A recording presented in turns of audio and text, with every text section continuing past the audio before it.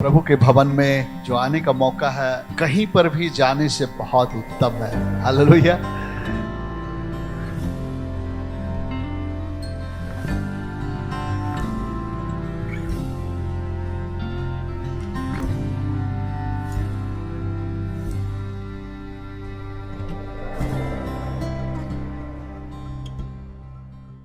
और जब स्तुति आराधना में जाने से पहले अपने मन को तैयार करें, हृदय को तैयार करें। प्रभु को धन्यवाद देते हैं कि प्रभु ने एक नया दिन हमारे जीवन में जोड़ा है और कितना अद्भुत बात है। हालेलुया, हालेलुया, आमीन। परमेश्वर के वचन में लिखा है कि यदि लोग उनकी स्तुति नहीं करेंगे तो पत्थर क्या करेंगे? चीख उठेंगे। आइए हम एक हृदय के साथ, धन्यवाद हृदय के साथ प्रभु के सामने जाएंगे। प्रभु, हम आपको धन्यवाद देते हैं, कोटि कोटि धन्यवाद देते हैं। प्रभु, हम आपके योग्य नहीं हैं स्वर्गीय पिता। दलदल से उठाकर पिता, चट्टान पे खड़ा कर कर पिता, हमें धोकर शुद्ध कर कर पिता आपने अपनाया है हमको। पिता, आपने एक बेटा और बेटी के रूप में स्वीकार किया है पिता परमेश्वर। धन्यवाद। स्वर्गीय स्थानों में बैठाया है, तमाम आशीष से हमें भर दिया है पिता परमेश्वर। हालेलुया। पवित्र आत्मा, तेरा स्वागत है हमारे बीच में पिता। हम अपने हृदय को आपकी ओर उठाते हैं, हमारे हृदय को तैयार करें पवित्र आत्मा पिता। हम सभी एक मिनट लेके अपने हृदय को जांचें। प्रभु के सामने जाने से पहले अपने हृदय को जांचें, मन को जांचें। Hallelujah, hallelujah. धन्यवाद पवित्र आत्मा। हमको स्तुति आराधना करने के लिए बल दीजिए, सामर्थ्य दीजिए कि हम आपकी अगुवाई के अनुसार करने पाए।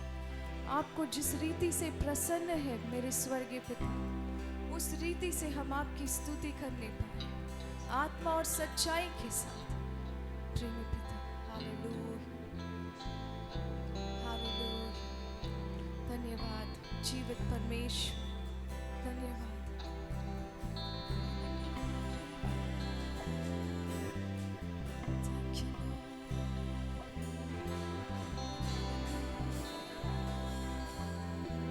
आइए हम अपने हृदय को प्रभु की ओर उठाएं, परमेश्वर की ओर अपने हृदय को उठाएं।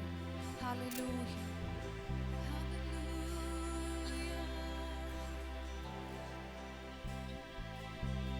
मेरे यीशु, यीशु,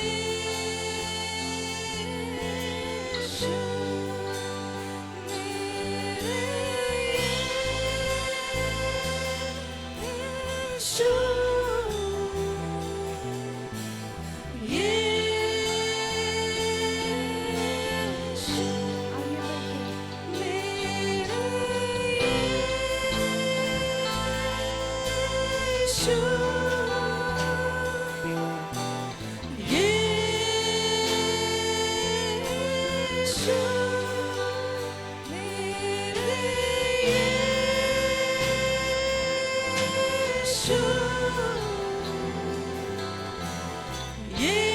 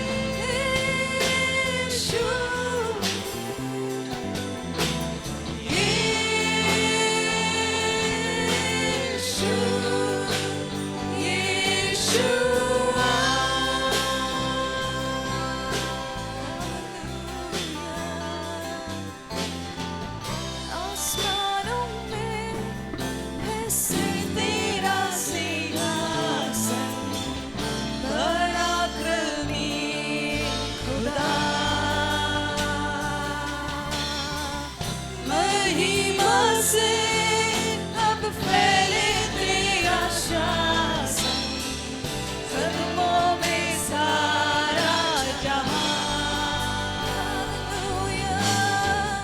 आसमानों में है स्थिर तेरा सिंहासन, पराक्रमी खुदा। महिमा से अब फैले तेरा शासन, कदमों में सारा जहां। सजदे में हर इंसान, वध जो हुआ निर्दोष बेगुनाह, तेरा है सारा अधिकार। तू राज करे, तू राज करे, तू राज करे सारी दुनिया पे। घुटने टिके, सारे घुटने टिके, घुटने टिके यीशु नाम के लिए।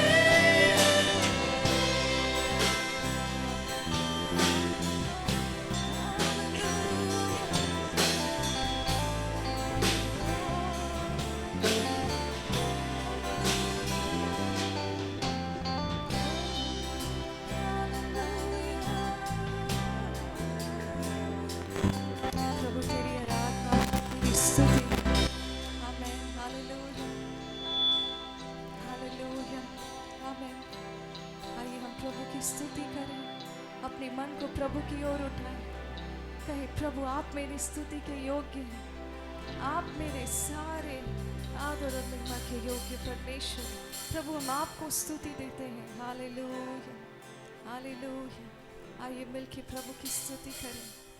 आमेन, praise the Lord, hallelujah, thank you.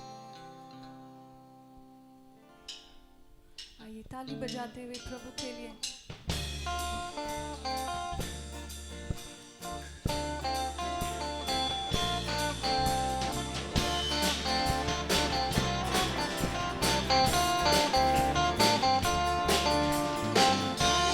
स्तुति महिमा हमेशा यीशु मसीह को देंगे। हालेलुया, स्तुति महिमा हमेशा यीशु मसीह को देंगे। Hallelujah, hallelujah, hallelujah, hallelujah, hallelujah, hallelujah.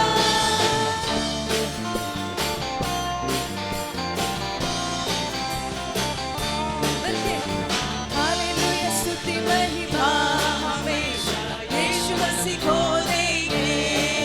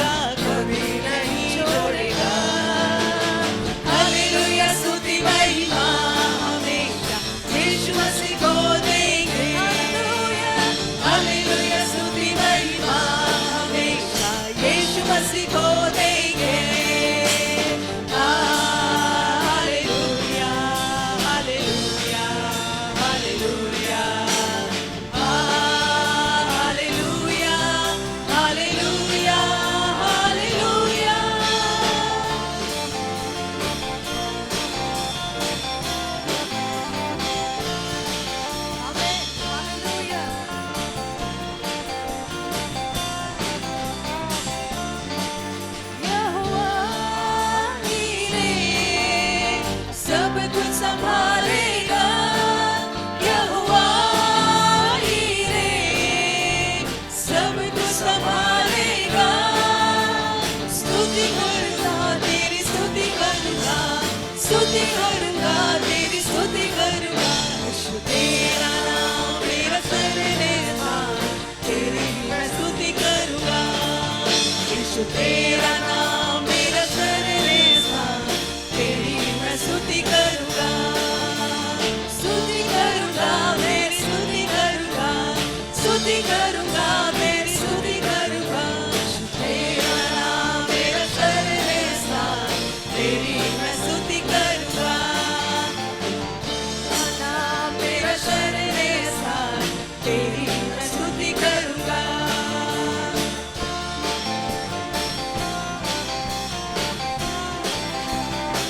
Hallelujah.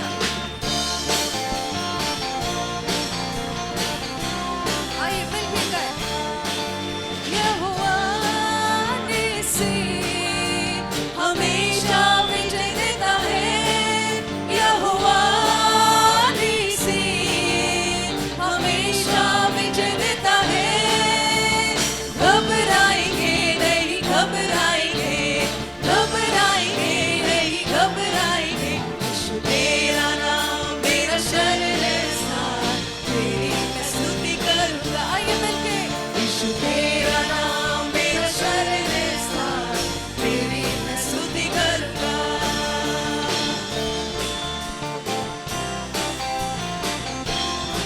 Hallelujah.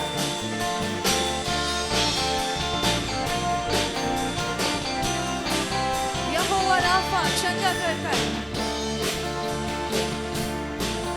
यहोवा राफा चंगा करने वाला है, यहोवा राफा चंगा करने वाला है। स्तुति करूंगा मैं स्तुति करूंगा, स्तुति करूंगा मैं स्तुति करूंगा। यीशु तेरा नाम मेरा शरणस्थान, तेरी मैं स्तुति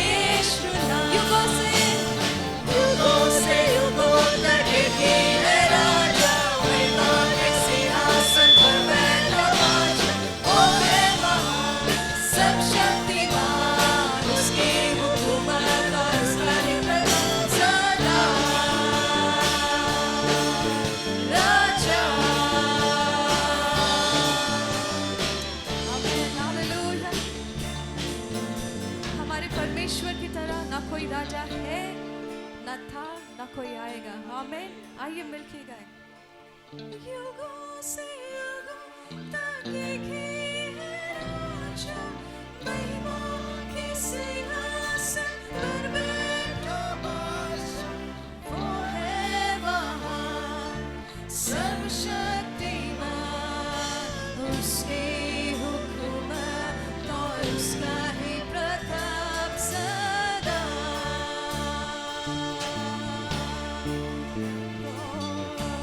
युगों से युगों तक एक ही है राजा, महिमा के सिंहासन पर बैठा बादशाह। वो है महान, सर्वशक्तिमान, उसकी हुकूमत। वो करो आपको सारा दमेगा सदा। राजा आइए मिलके गाएं। युगों से युगों तक एक ही है राजा, महिमा के सिंहासन पर बैठा बादशाह। वो है महान, सर्वशक्तिमान, उसकी हुकूमत और उसका ही प्रताप सदा। राजा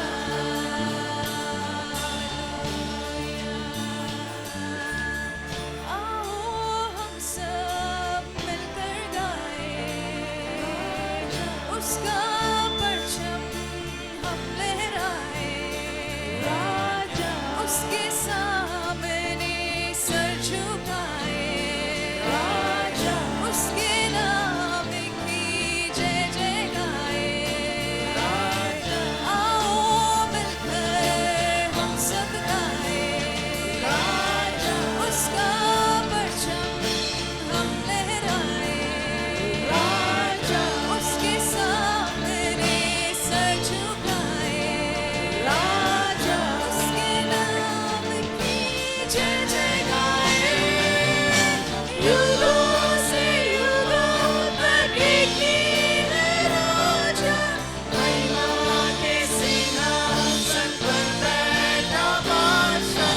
वो है महान, सर्वशक्तिमान, उसकी हुकूमत और उसका ही प्रताप सदा। राजा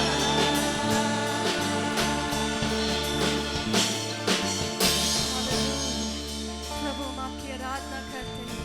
हालेलुया, हालेलुया। ओ पिता परमेश्वर, हालेलुया। युगों से युगों तक एक ही है राजा, महिमा के सिंहासन पर बैठा बादशाह। ओ परमेश्वर का राज्य सदा के लिए है। हालेलुया। कभी ना हिलने वाला चट्टान है वो। उसकी हुकूमत और उसका ही प्रताप सदा।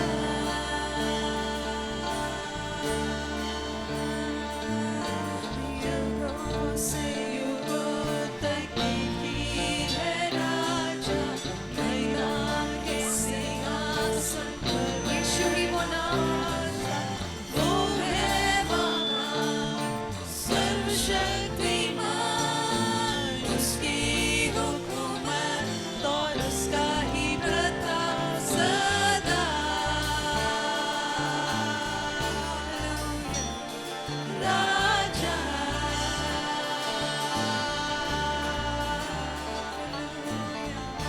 आइए हम अपने हाथों को उठा के उसकी आराधना करें। अपने हाथों को उठा के धन्यवाद यीशु। Thank you Lord, thank you Lord. प्रभु हमें से हर एक को छू ले पवित्र आत्मा, हमें से हर एक को छू ले। Thank you Lord. हमारे जीवन को बदल दे प्रभु। पवित्र आत्मा धन्यवाद, आप हमारे बीच में अद्भुत काम को कर रहे हैं। Thank you Lord. प्रभु इस जगह में आप अपनी उपस्थिति पिता हमारे बीच में गहराई रूप से पिता होने पाए प्रभु।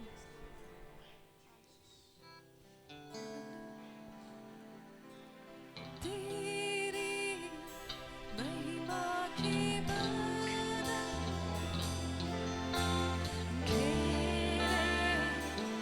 इस जगह को, तेरी महिमा के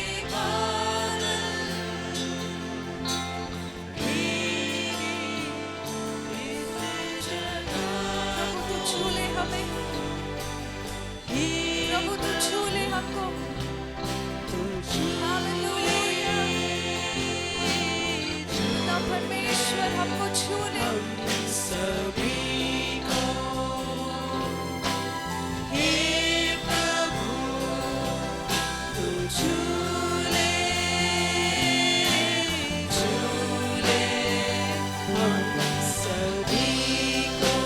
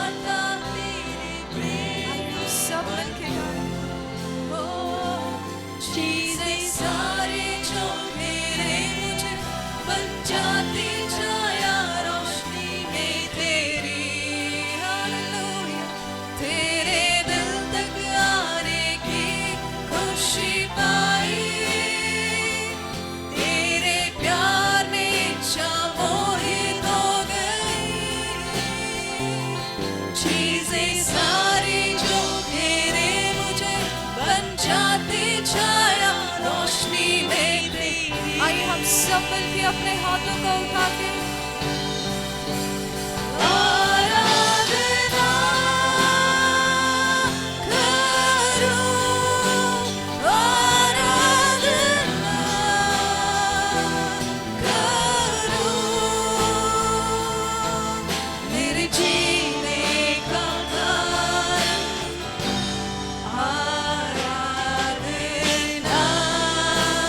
तेरी, आराधना करूं, आराधना करूं। मेरे जीने का कारण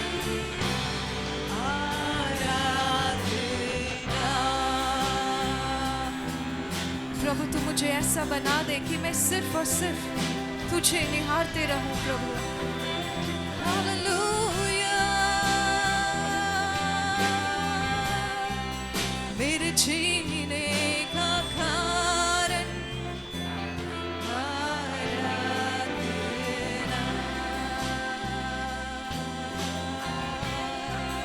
मेरे जीने का कारण आराधना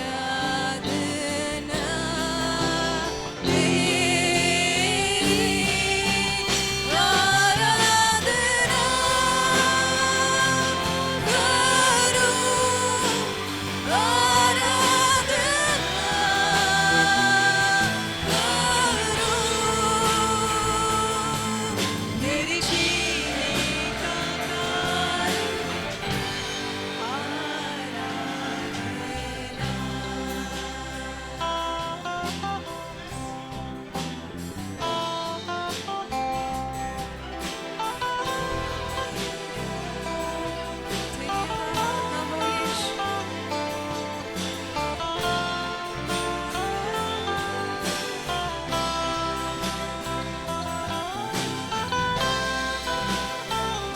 आइए उसकी आराधना करें, परमेश्वर की आराधना करें।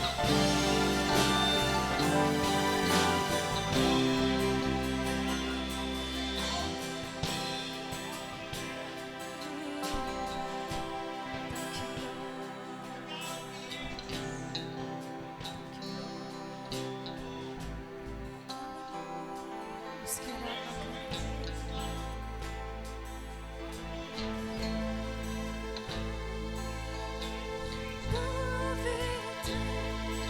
अति पवित्र स्थान में चल मुझको तू अपने लहू से धो दे मेरे प्रभु। प्रभु मुझे धो दे। पवित्र अति पवित्र स्थान में ले चल प्रभु। मुझको तू अपने लहू से धो दे मेरे प्रभु। तेरे सामने झुकते हैं सजना करते हैं। तेरे सामने झुकते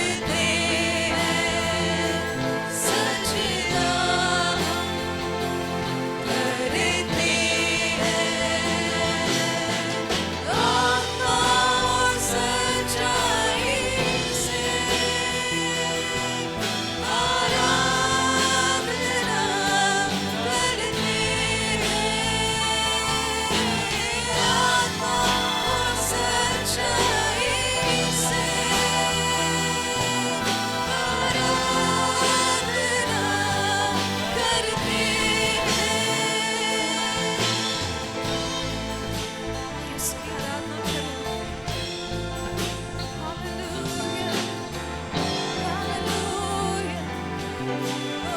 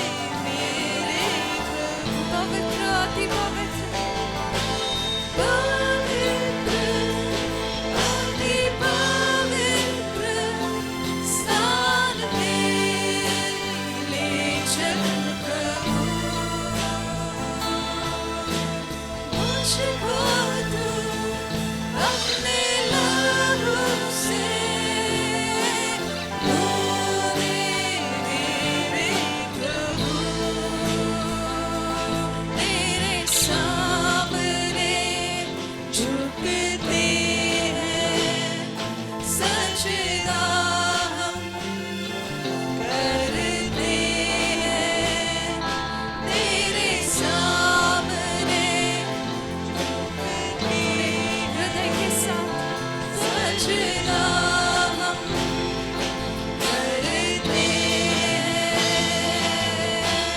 आत्मा और सच्चाई से आराधना करते आत्मा और सच्चाई से आराधना करते। जब यीशु क्रूस पे मरा, उसी समय महापवित्र स्थान का पर्दा ऊपर से नीचे फट गया ताकि हम परमेश्वर की उपस्थिति में प्रवेश कर सकें। यीशु मसीह के द्वारा हम उस महापवित्र स्थान में प्रवेश कर सकते हैं। जहां हम नहीं जा सकते थे, प्रभु ने हमारे लिए रास्ता बना दिया।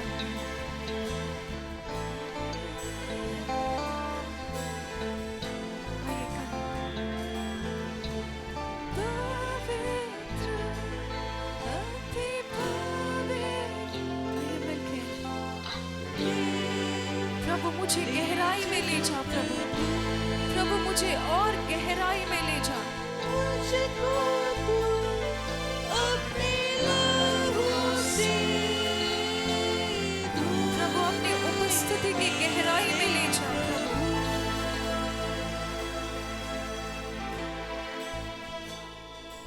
तेरे सामने झुकते हैं सजदा करते हैं। तेरे सामने झुकते हैं सजदा करते हैं आत्मा और सच्चाई से आराधना करते हैं आत्मा और सच्चाई से आराधना करते हैं।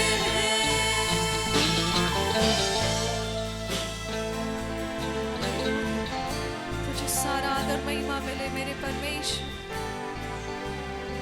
तो हमारे हृदय को बदल देते थे। धन्यवाद, आप हमारे हृदय को बदल रहे हैं प्रभु। धन्यवाद पिता परमेश्वर कि तूने हमें ग्रहण किया और नई सृष्टि बना दिया मसीह में। हालेलुया। धन्यवाद, धन्यवाद।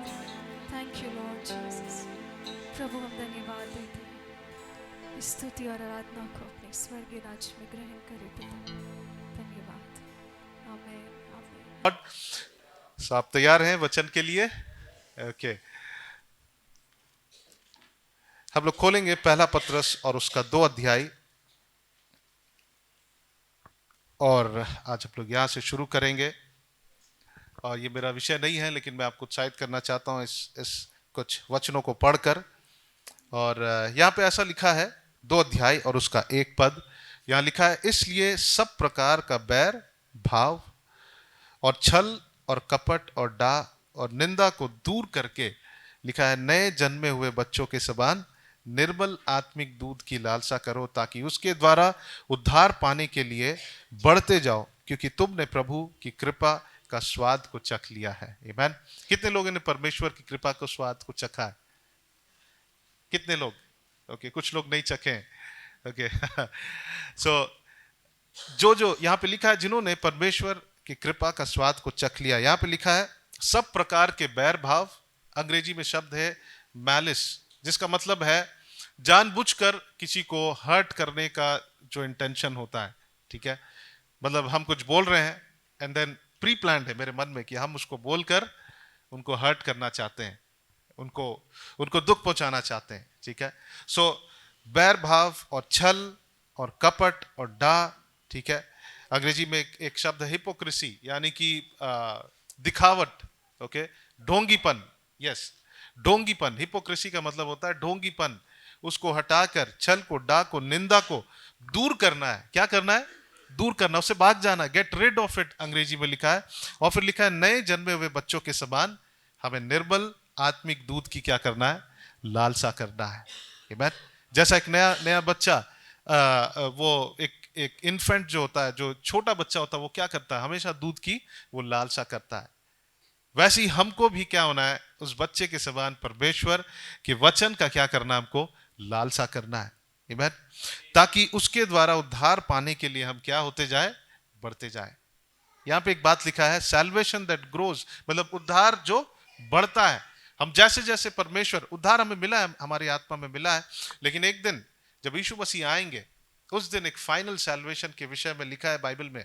और जब हम परमेश्वर के करीब आते जाते हैं, यहां पे क्या लिखा है, उसके द्वारा उद्धार पाने के लिए क्या करते जाओ, बढ़ते जाओ, क्योंकि तुमने प्रभु की कृपा का स्वाद को क्या कर लिया है, चख लिया है। आमीन। सो यहाँ पे वचन में लिख रहा है, किसी चीज से आपको भागना है और किसी चीज के करीब आना है। वो क्या है, बैर भाव, छल कपट, डाह और निंदा को क्या करना है, उससे हमें भागना है। आमीन। हालेलुया। अगर हमारे आपके अंदर ऐसी कुछ बातें हैं तो उसको हमको छोड़ना है, उसको छोड़ के क्या करना है, भाग जाना है। और हमें किसके करीब आना है, यहां पे लिखा है नए जन्मे हुए बच्चे के समान निर्मल आत्मिक दूध की क्या करना, हमें लालसा करना है। आमीन। अगर हमारे अंदर, अगर एक बच्चे के अंदर लालसा नहीं है दूध पीने का, उसका बहुत कारण होता है। शायद उनके अंदर आयरन का कमी होता है, जिसके कारण उसको दूध पीने का इच्छा नहीं करता है। उसके अंदर कुछ कमी होंगी, कुछ डेफिशिएंसी होंगे, जिसके कारण वो दूध नहीं पीना चाहता है, वो उस भोजन को लेना नहीं चाहता है। सो अगर हमारे अंदर वो लालसा नहीं है, हमको अपने आप को जांचना है, क्या आत्मिक कॉजेस क्या है, मतलब क्या क्या कारण है कि मैं परमेश्वर के पास जाना नहीं चाहता हूं। ओके, सो हमको और आपको जांचना है। अगर आपको वचन पढ़ने का इच्छा नहीं कर रहा है, अगर आपको प्रार्थना करने का इच्छा नहीं कर रहा है, हमको जांचना है कि कहीं ना कहीं मेरे अंदर कुछ कमी है, कुछ डेफिशिएंसी है, और हमको प्रभु के पास जाना, प्रभु से कहना, प्रभु मेरे अंदर ये कमी है, मैं आपके पास आना चाहता हूं। आपको पता है, हम लोग लास्ट वीक एक वचन को पढ़ रहे थे, दानियल उसका 11 अध्याय और 32 पद, और वहां पे लिखा है जब हम उसके वाचा को तोड़ते हैं तो वो हमें अपनी चिकनी चुपड़ी बातें करके क्या करता है, भक्तिहीन करता है। जब फर्स्ट टाइम हम अपने वाचा को, यानी हम वाचा के संबंध में है, जब हम अपने पक्ष के रिस्पॉन्सिबिलिटी को तोड़ देते हैं फर्स्ट टाइम, तो उसको मौका मिल जाता है कि वो हमको क्या करे, भक्तिहीन करे। क्या कहता है वो चिकनी चुपड़ी बातों को लाता है और फिर वो हमको भक्तिहीन करता, फिर हम कमजोर हो जाते हैं। उसके बाद हमारा जो परमेश्वर के लिए जो एपेटाइट है, परमेश्वर के वचन को पढ़ने के लिए भूख और प्यास है, वो क्या हो जाता है, वो कम होता है, वो कम होने लगता है। हो सकता है हमारे जीवन में ऐसी कोई बात है, सो हम प्रभु से पूछे कि प्रभु से सहायता मांगे, परमेश्वर मेरे अंदर ये कमी है, मेरे गलती के कारण परमेश्वर मैं भक्तिहीन हुआ हूं, प्रभु मेरी सहायता कर, ताकि मैं फिर से उस प्रेम में लौट पाऊं, फिर से प्रभु स्थान पर लौट पाऊं जहां पर मैं वचन पढ़ रहा हूं, जहां पर मैं प्रार्थना कर रहा हूं। यहां पे क्या लिखा है, उस नए जन्मे हुए बच्चों के समान निर्मल आत्मिक दूध की क्या करो, लालसा करो। हालेलुया। एक हेल्दी बच्चा जो होता है वो लालसा करता है उस दूध का, ताकि क्योंकि उसके शरीर में, उसको नहीं पता, बट उसका शरीर कुछ बता रहा है उसको। आपको पता है आपका शरीर आपसे बात करता है, लेकिन जब हम ट्रेंड नहीं होते हैं अपने शरीर को समझने के लिए, हम नहीं समझ पाते। पिछले दिनों में एक ब्रदर आए थे, उनका नाम है नेलिस, और वो हॉलैंड से आए थे, और वो बता रहे थे कि मैं अपने शरीर को, मेरा शरीर मुझसे बात करता, मैं समझता हूं। ओके, सो हम लोग उनको भर भर के प्लेट खाना दे रहे थे, तो वो बोलने लगे कि मैं मरने के लिए नहीं खाता हूं, मैं जीने के लिए खाता हूं। फिर वो थोड़ा खाना लिए, उनको रोटी दिए, चावल दिए, आलू का सब्जी था, तो वो बोले ये तीनों एक ही चीज है। ओके, हमको खाने के लिए तीनों एक ही चीज नहीं चाहिए, मुझे अलग अलग चीज चाहिए, मुझे फाइबर चाहिए, मुझे कार्ब्स चाहिए, सब अलग अलग चीज चाहिए।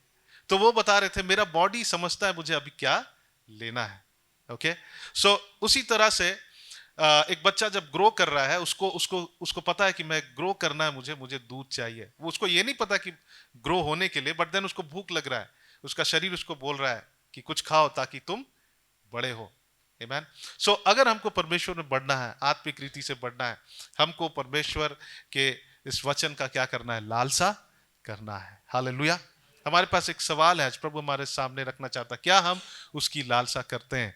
क्या हम परमेश्वर के वचन उसको जानने की लालसा रखते हैं, या हम दूसरी चीजों को जानने की बहुत लालसा रखते हैं लेकिन प्रभु को नहीं। आमीन। और 4 पद, आपको पता है कि हम और आप एक आत्मिक घर है, लेकिन किसके कारण? प्रभु यीशु मसीह के कारण। आमीन, हालेलुया। किसके कारण? यीशु मसीह के कारण। हम एक जीवित पत्थर हैं। जब हम यीशु मसीह के करीब आते हैं, बाइबल में लिखा है जैसे वो जीवित पत्थर है। कौन? प्रभु यीशु मसीह। हम भी उसके समान जीवित पत्थर, अर्थात आत्मिक घर, स्पिरिचुअल हाउस। आत्मिक घर में कौन रहता है? आत्मा, परमेश्वर का आत्मा रहता है। हालेलुया। सो जब हम यीशु मसीह के करीब आए, हम क्या बन गए हैं? एक आत्मिक घर जहां परमेश्वर निवास कर सकता है। आमीन, आमीन। क्या आपको गर्व नहीं है कि परमेश्वर आपके अंदर है? क्या आपको गर्व है कि परमेश्वर आपके अंदर है? हालेलुया। तो यहां पे लिखा 4 पद में, उसके पास आकर, जब हम यीशु मसीह के पास आते हैं, जिसे मनुष्य ने तो निकम्मा ठहराया परंतु परमेश्वर के निकट चुना हुआ और बहुमूल्य क्या है? वो जीवित पत्थर है। आमीन। और जब हम उस जीवित पत्थर के पास आते हैं, 5 पद में लिखता है, तुम भी आप जीवित पत्थरों के समान आत्मिक घर बनते जाते हो, जिससे याजकों का पवित्र समाज बनकर ऐसी आत्मिक बलिदान चढ़ाओ जो यीशु मसीह के द्वारा परमेश्वर को क्या हो? ग्रहण योग्य है। हालेलुया। सो हम उसके फर्स्ट भाग को हम लोग थोड़ा से सोचेंगे कि यीशु मसीह कौन है? जीवित पत्थर है। और जब हम यीशु मसीह के पास आते हैं, हम क्या बनते जाते हैं? आत्मिक घर बनते। यहां पे एक बार आकर हम आत्मिक घर बन गए नहीं लिखा है। जब हम उनके पास आते हैं, हम आत्मिक घर बनते जाते हैं। हालेलुया। सो ये रेगुलर प्रोसेस है। एक बार जब हम यीशु मसीह के करीब आए, शायद आज से 10 साल पहले, 15 साल पहले, उस दिन बहुत अच्छा एक्सपीरियंस हुआ, और उसी दिन हम आत्मिक घर बन के बस बन नहीं गए, हम दिन प्रतिदिन आत्मिक घर बनते जाते हैं। लेकिन कैसे? 4 पद का फर्स्ट लाइन में क्या लिखा है? उसके पास आकर। किसके पास? यीशु मसीह जो जीवित पत्थर है। उसके बाद 5 पद में लिखा है, वहां पे वो सेंटेंस खत्म नहीं होता है, वो कंटिन्यू हो रहा है। उसके पास आकर तुम भी आप जीवित पत्थरों के समान आत्मिक घर बनते जाते हो। हालेलुया। सो जब तक हम प्रभु के पास नहीं आते, यीशु मसीह के पास नहीं आते, उनके वचनों को नहीं पढ़ते हैं, परमेश्वर के करीब नहीं आते, प्रार्थना नहीं करते हैं, हम आत्मिक घर नहीं बनते हैं। और आत्मिक घर होने का मतलब जहां परमेश्वर निवास करता है। हालेलुया। Where God dwells। जब आप यहां से बाहर जाएंगे, आप इस एहसास के साथ जाइए कि प्रभु आपके अंदर है। कौन है आपके अंदर? यहां कौन रहता है? परमेश्वर। ये मरा हुआ पत्थर नहीं, लेकिन ये जीवित पत्थर है। हालेलुया। सो जब हम यीशु मसीह के करीब आते, जब हम यीशु मसीह के पास आते हैं, हम भी उस जीवित पत्थर के समान, हम भी क्या बन गए हैं? हम भी जीवित पत्थर अर्थात आत्मिक घर बन गए, जहां पर आत्मा निवास करता है, परमेश्वर का आत्मा, स्वयं परमेश्वर हमारे अंदर रहता है। हालेलुया। जब मैं इस वचन को पढ़ रहा था तो मुझे बहुत आनंद हुआ, क्योंकि परमेश्वर मेरे अंदर रहता है। मुझे कॉन्फिडेंस आया, ये हमारा हियाव है कि परमेश्वर हमारे अंदर है। हम लोग एक वचन को पढ़ रहे थे, याकूब उसका 4 अध्याय में, वहां पे लिखा है, मेरे अंदर जो है वो उससे बढ़कर है जो संसार में है। मेरे अंदर जो है वो कौन है? वो बड़ा है उससे जो संसार में, वो शैतान से, वो उन सारे लोगों से वो बड़ा है जो मेरे अंदर में है। और वो कौन है? परमेश्वर स्वयं हमारे अंदर रहता है। लेकिन यहां पे हम लोग 2 बात को देख रहे हैं कि उसके वचन की क्या करो? लालसा करो। और क्या लिखा है कि हम जब यीशु मसीह के करीब आते हैं, और कब कब आना? सिर्फ एक बार नहीं, हर दिन जब हम उसके करीब आते हैं, हम क्या बनते जा रहे हैं? आत्मिक घर बनते जा रहे हैं। यानी कि परमेश्वर, आज अगर हम आए तो आज मेरे अंदर परमेश्वर है। हम एक हफ्ता छोड़ दिए, so God is not dwelling in us. परमेश्वर हमारे अंदर रहना चाहता है, बट देन हम धीरे धीरे परमेश्वर को अपने अंदर से क्या कर रहे हैं? दूर कर रहे हैं। सो हर दिन उसके पास आकर, जिसे मनुष्य ने तो निकम्मा ठहराया परंतु परमेश्वर के निकट चुना हुआ बहुमूल्य, वो क्या है? जीवित पत्थर। Is the cornerstone. तुम भी आप जीवित पत्थर के समान आत्मिक घर बनते जाते हो, जिससे याजकों का पवित्र समाज बनकर ऐसी आत्मिक बलिदान चढ़ाओ जो यीशु मसीह के द्वारा परमेश्वर को ग्रहण योग्य है। सो हम 5 पद का पहला फर्स्ट भाग को हम लोग अध्ययन कर रहे हैं कि हम जब प्रभु के करीब आते हैं हम आत्मिक घर बनते जाते हैं। हम कैसे आत्मिक हो सकते हैं? आप कैसे स्पिरिचुअली बढ़ सकते हैं? कैसे आप आत्मिक रीति से बढ़ सकते हैं?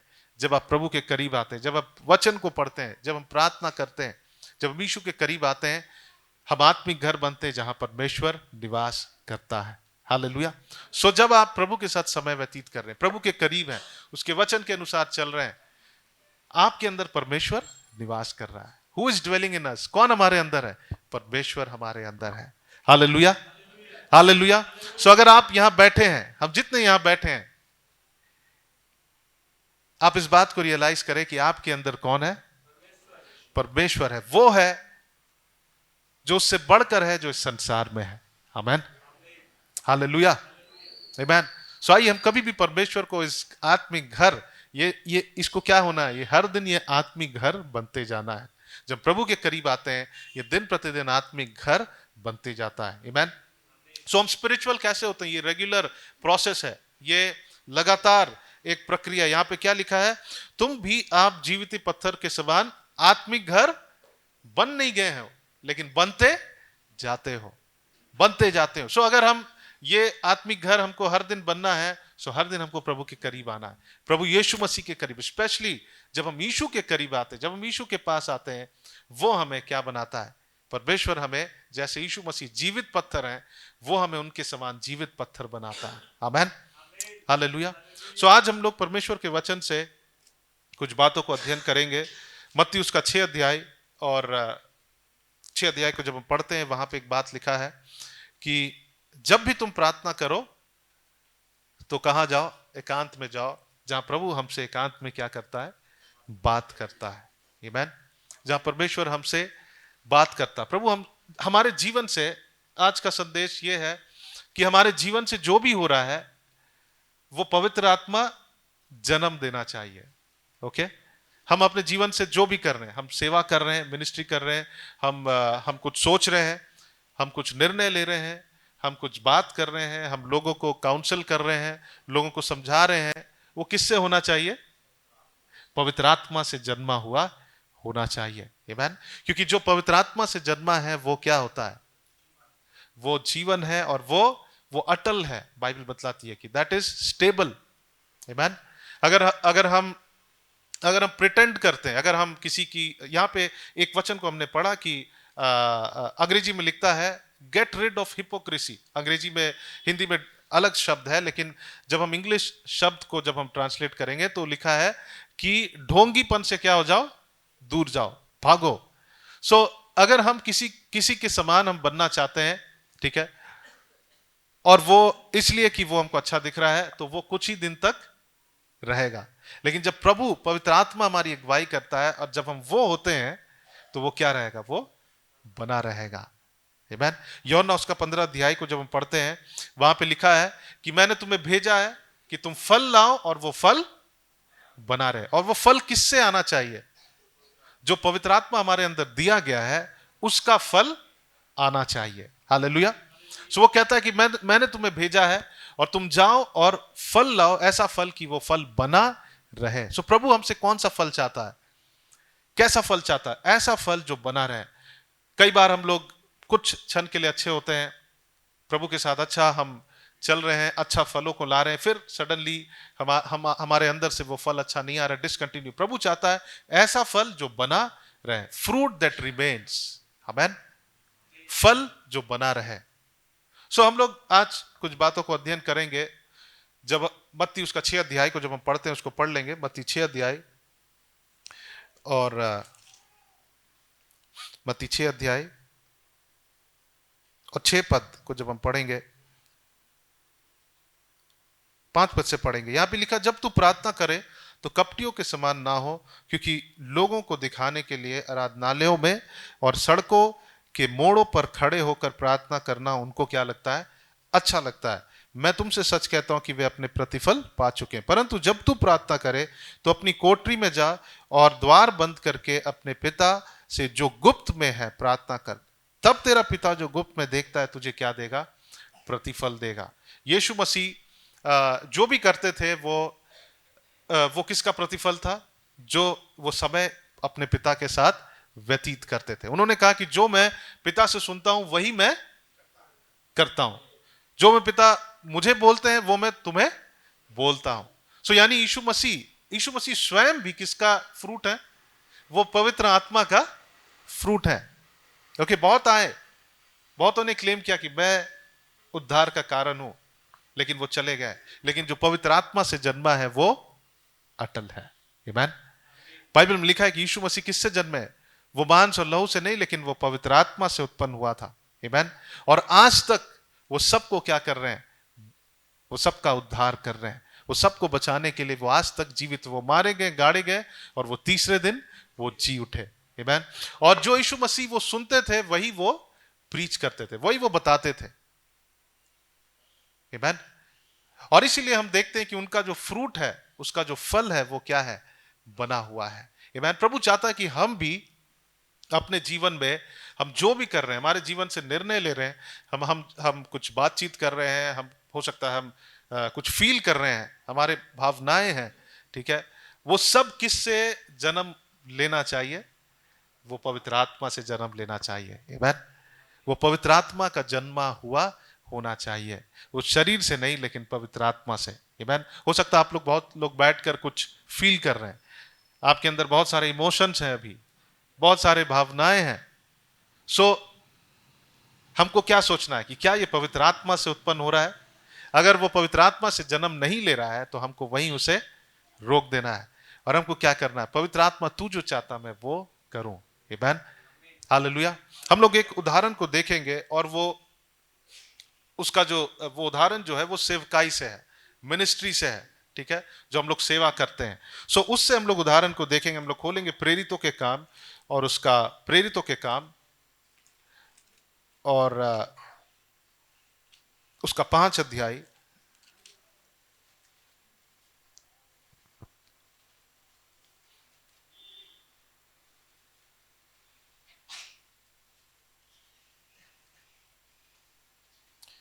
और उसका हम लोग 33 पद से पढ़ेंगे, लेकिन एक 29 पद को पढ़ेंगे। और पतरस वहां पे कुछ बोल रहा है, जब प्रेरित परमेश्वर की सुसमाचार को सुना रहे थे, और लोगों को ये बात अच्छा नहीं लग रहा था कि वो लोग यीशु मसीह के पुनरुत्थान के विषय में वो प्रचार कर रहे थे, यीशु मसीह के मारे जाने, गाड़े जाने और जी उठने के विषय, और वो जो उद्धार का कारण है, जब इसको वो शेयर कर रहे थे तो लोगों को अच्छा नहीं लगा, यहूदी लोगों को। और वो उनसे कहते हैं कि ये सब मत बताओ। तो पतरस कहता है 29 पद में, तब पतरस और अन्य प्रेरितों ने उत्तर दिया, मनुष्यों की आज्ञा से बढ़कर परमेश्वर की आज्ञा का पालन करना ही हमारा कर्तव्य है। वो कह रहा है कि जो पवित्र आत्मा हमें बताता है हम वो करेंगे, जो तुम बता रहे हो वो हम नहीं करेंगे। ओके, जो पवित्र आत्मा से उत्पन्न हो रहा है हम वो करेंगे, लेकिन तुम जो बता रहे हो वो नहीं करेंगे। उनका ये कहने का मतलब है। और उनको वहां के लोग पकड़ लिए और उन प्रेरितों को वो मारना चाहते थे, ठीक है। और यहाँ पे जब 34 पद में जब हम पढ़ते हैं, वहां पे गमलियल नाम का एक फरीसी था जो व्यवस्थापक था और सब लोगों में बहुत ही माननीय था, और न्यायालय में खड़े होकर प्रेरितों को थोड़ी देर के लिए बाहर कर देने की आज्ञा दी। और 35 पद में लिखता है, तब उसने कहा, हे इस्राएलियों, तुम जो कुछ इन मनुष्यों से करना चाहते हो सोच समझ के करना। और फिर लिखा है ओके, क्योंकि इन दिनों से पहले थियूदास या कहता हुआ उठा कि मैं भी कुछ हूं, और कोई 400 मनुष्य उसके साथ हो लिए, परंतु वो मारा गया, और जितने लोग उसे मारते थे सब तितर बितर होकर बिट गए।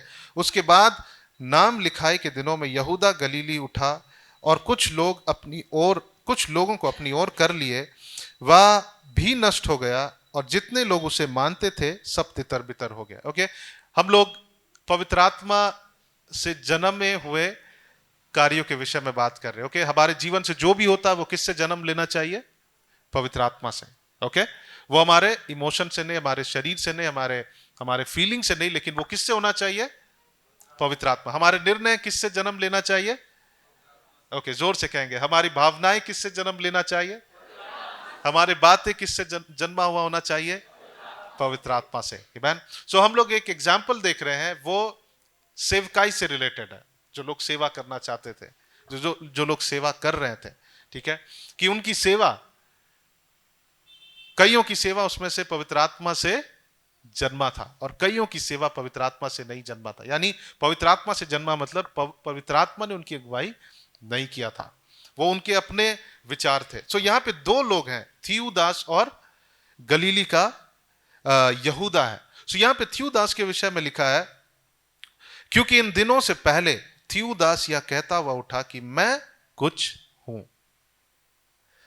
गमलियल जो था, जो व्यवस्थापक था, ये प्रेरितों को इजरायली लोग क्या करना चाहते थे? मारना चाहते थे। क्यों? क्योंकि वो पुनरुत्थान का जो संदेश है उसको वो प्रचार कर रहे थे।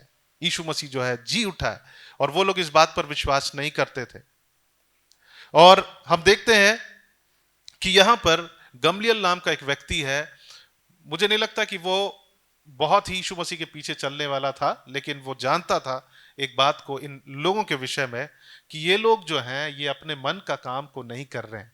ओके, ये जो सेवा कर रहे हैं, मिनिस्ट्री कर रहे हैं, ये इनका अपना आइडिया नहीं है, लेकिन जो पवित्र आत्मा ने उनके अंदर में जन्म दिया है ये उसका फल है।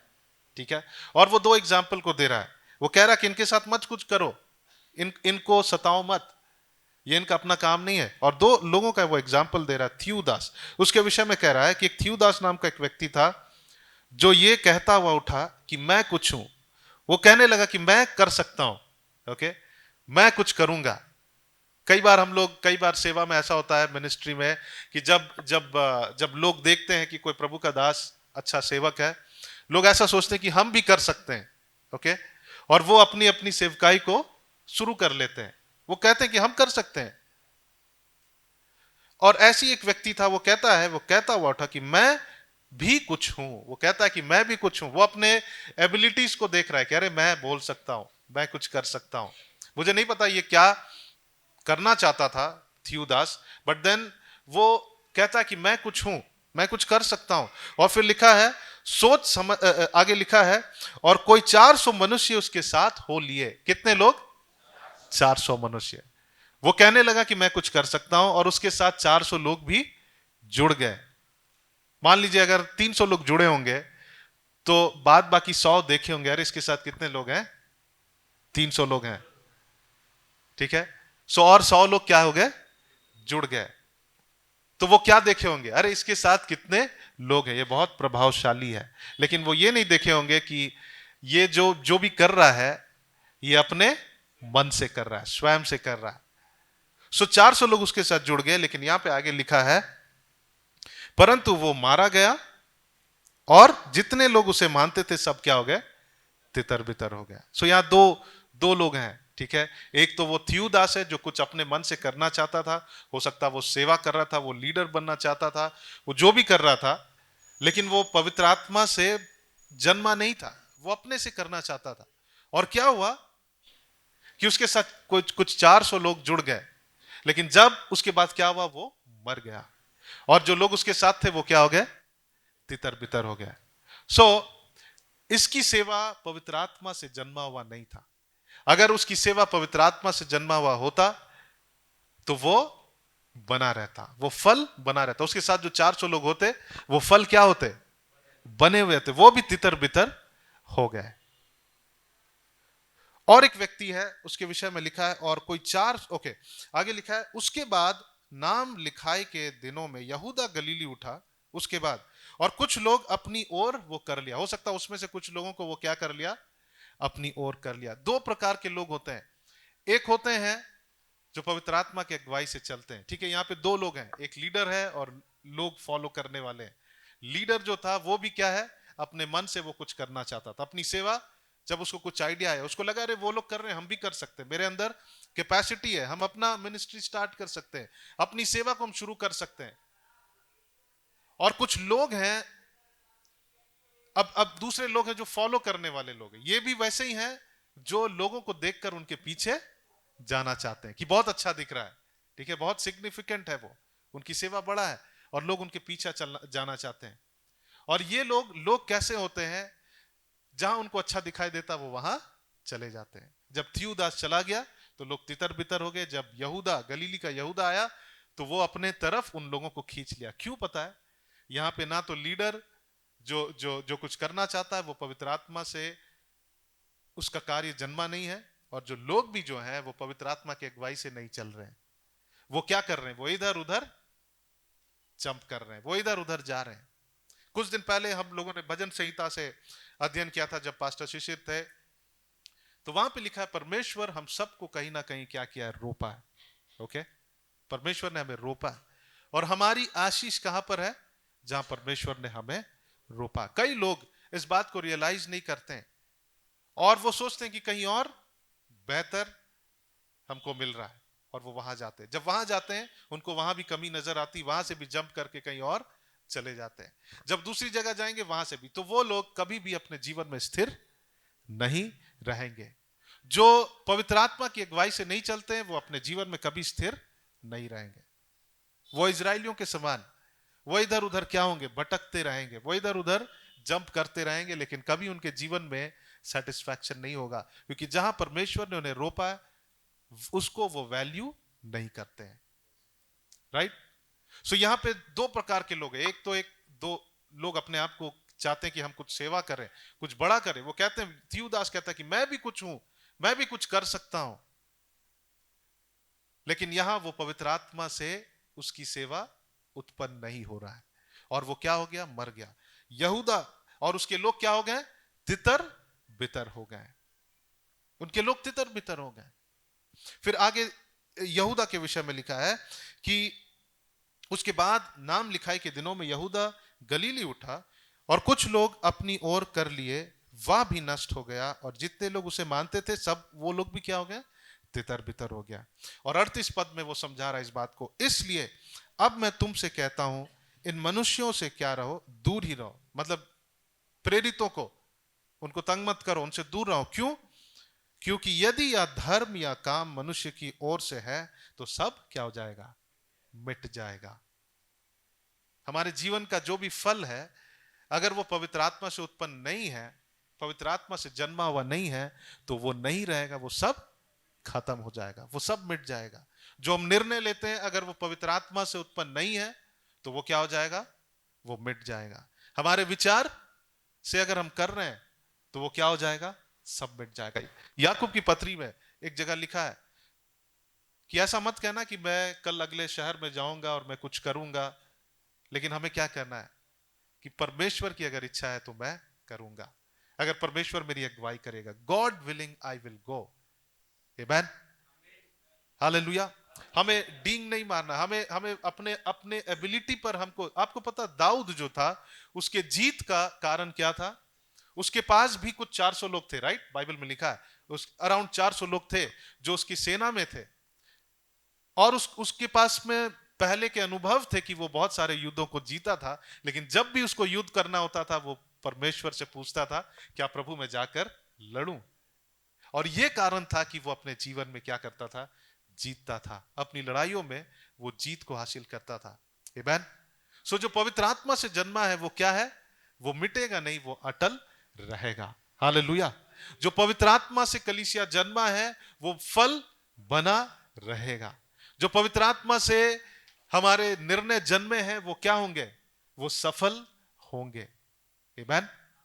सो यहां पे लिखा है 38 पद में, इसलिए अब मैं तुमसे कहता हूं इन मनुष्यों से दूर ही रहो और इनसे कुछ काम ना रखो, क्योंकि यदि यह धर्म या काम मनुष्य की ओर से है तो सब मिट जाएगा, परंतु यदि परमेश्वर की ओर से है, अगर हमारे जीवन से कुछ भी बातें, निर्णय, ठीक है, हमारे डिसीजंस, हमारे विचार, वो परमेश्वर पवित्र आत्मा से वो जन्मा है तो वो क्या होगा?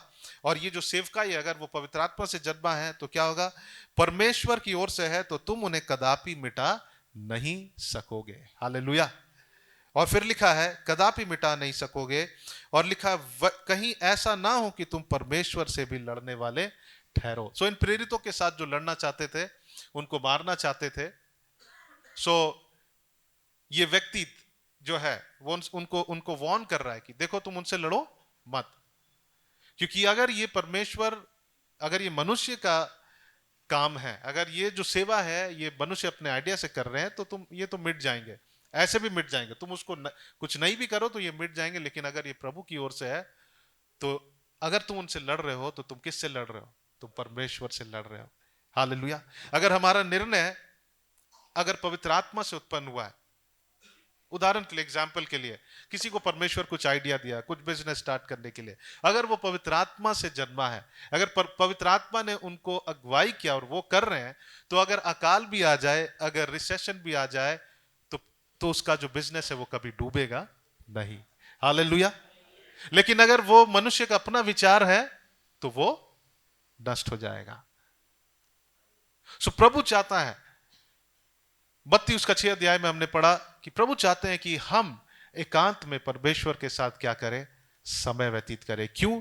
जब यीशु मसीह एकांत में परमेश्वर के साथ समय व्यतीत करते थे, पिता उनसे बात करते थे, उनका जो भी सेवा था वो किससे जन्मा था? वो पवित्र आत्मा से जन्मा। पवित्र आत्मा से जन्मने का मतलब पवित्र आत्मा जब उनकी अगुवाई किया तब वो किए, पवित्र आत्मा ने जो अगुवाई किया वो किए, पवित्र आत्मा ने जो अगुवाई किया बोलने के लिए वही उन्होंने बोला। आमीन। हालेलुया। एक व्यक्ति था जिसका जो अंधा था, यीशु मसीह क्या करते हैं, थूक कर मिट्टी को सान कर उसके आंख पे लगाते और वो क्या हो जाता है, चंगा हो जाता है।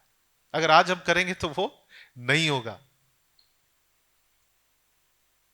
अनलेस परमेश्वर हमें अगुवाई करे। प्रभु अद्भुत अद्भुत रीति से, कभी कभी प्रभु किसी को कुछ अगुवाई किया, वो बहुत अजीब लगा लोगों को, लेकिन वहां पे जब परमेश्वर ने अगुवाई किया तो लोगों ने देखा कि हाँ सचमुच ये परमेश्वर से जन्मा हुआ कार्य था। आमीन। सो आज हम मिट्टी को सान कर थूक डालकर हम वो नहीं कर सकते। वो उस समय के लिए, वहां के लिए, उस व्यक्ति के लिए पिता ने यीशु मसीह की क्या किया, अगुवाई किया। क्योंकि बाइबल यीशु मसीह कहते हैं कि जो मैं करता हूं वो मेरा पिता मुझसे बोलता है, जो मैं बोलता हूं वो मेरे पिता से जो सुनता हूं वही मैं बोलता हूं। हालेलुया। आमीन। सो ये उदाहरण जो है ये सेवकाई से रिलेटेड है, लेकिन ये हमारे हर स्थान में ये अप्लाई हो सकता है कि जो भी हम करते हैं अगर वो पवित्र आत्मा से उत्पन्न हुआ है, वो पवित्र आत्मा से जन्मा है, तो उस पर क्या होगी, आशीष होगी। हालेलुया। उसमें परमेश्वर हमें क्या देगा, ब्लेसिंग को देगा। हम जब सोचते हैं, कुछ विचार करते हैं, कुछ निर्णय लेते हैं, कुछ भी हम बोलना चाहते हैं, किसी को काउंसिल, बाइबल में लिखा है जब भी तुम किसी को काउंसिल करो या किसी को सलाह दो तो किससे करना है, प्रेम से करना है। ये पवित्र आत्मा कह रहा है हमसे, ये परमेश्वर का वचन कह रहा है। और जब हम प्रेम से किसी को काउंसिल करेंगे, प्रेम से किसी को सलाह देंगे, तो वो क्या होगा, वो उसके जीवन में उसके फल को हम देखने पाएंगे। आमीन। हालेलुया। इफिसियों की पत्री उसका 5 अध्याय को हम लोग खोलेंगे, इफिशियंस चैप्टर 5, इफिसियों की पत्री और उसका 5 अध्याय। और यहां पे लिखा है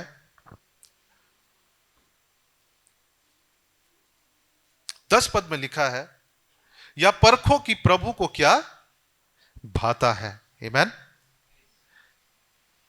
जब हम इस पूरे चैप्टर को पढ़ेंगे 5 का 1 पद से, यहां लिखा है, इसलिए प्रिय बालकों के समान परमेश्वर का क्या करो, अनुकरण करो।